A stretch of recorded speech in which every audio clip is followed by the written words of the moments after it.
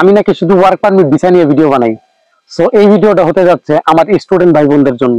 Student ভাই বোনেরা কিভাবে স্বল্প খরচে ইউরোপের বিভিন্ন দেশে পড়াশোনা করতে পারবেন সেই বিষয়ে আজকের এই বিস্তারিত ভিডিওটা আমি আমার ইউটিউব চ্যানেলে আপলোড করছি।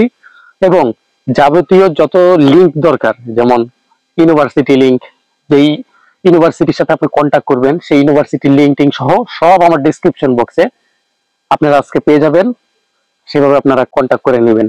চলুন শুরু করি। তো আজকে ইউরোপের বিভিন্ন দেশ, আমি যদি স্পেসিফিক ভাবে কিছু দেশের কথা বলি, যেমন আছে আপনার মাল্টা আছে, ইতালি আছে, পর্তুগাল আছে, এইসব দেশের ভিসার কথা যদি বলি, যদি আপনি নিজে নিজে প্রসেস করেন সেক্ষেত্রে আপনার আনুমানিক খরচ, যেটা আপনি যে যাবেন সেই খরচ বাবদ আপনার খরচ হতে পারে 2 থেকে 3 লক্ষ টাকা।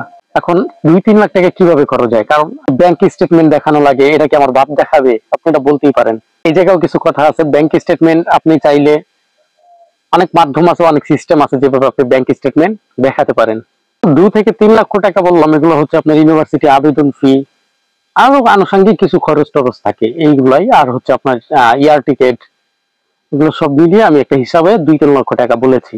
যদি আপনারা বলেন বিস্তারিত যে কোন খাতে কত টাকা করে যাবে এটা নিয়ে বিস্তারিত ভিডিও দিতে, তাহলে সেক্ষেত্রে আমি ওটা নিয়ে একটা বিস্তারিত ভিডিও দিব।